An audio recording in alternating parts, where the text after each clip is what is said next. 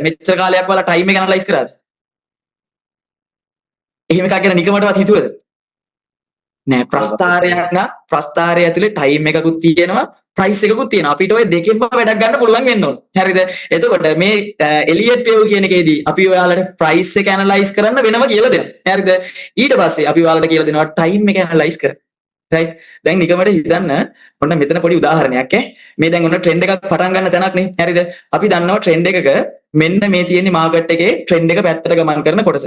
මේ තියෙන ට්‍රෙන්ඩ් එකේ මොකද්ද? විරුද්ධව ගමන් කරන කොටස. මේකටනේ අපි රීට්‍රේස්මන්ට් එක කියන්නේ නේ. හරිද? ඔයාලට තිබුණා නම් මෙන්න මේ ට්‍රෙන්ඩ් එකේ රීට්‍රේස්මන්ට් එක ඉවර වෙන වෙලාව දැනගන්න. හොඳයිද නැද්ද? ජොලිනේ. හරිද?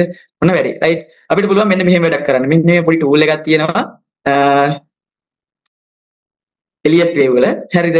අපි හිතන් ඉන්නවා මෙතන තමයි ට්‍රෙන්ඩ් එක ඉවර වුනේ. නෑ මෙන්න ට්‍රෙන්ඩ් එක ඉවර වෙච්ච තැන. එතනින් ඉඳන් තමයි මාකට් එක අප් වෙන්න පටන් ගන්න තියෙන්නේ. මෙන්න ඔයාලට දැන් මෙතනින් ඉස්සරහට කරන්න තියෙන්නේ මොකද්ද? ට්‍රේඩ් එක ගනිද්දී ටයිම් එක කැල් කරගන්න බලන්න. රයිට්. බලාගෙන ඉන්න ට්‍රේඩ් දිහා බලාගෙන ඉන්න ලත වෙන්න දේවල් නෑ අදින් පස්සේ. හරිද?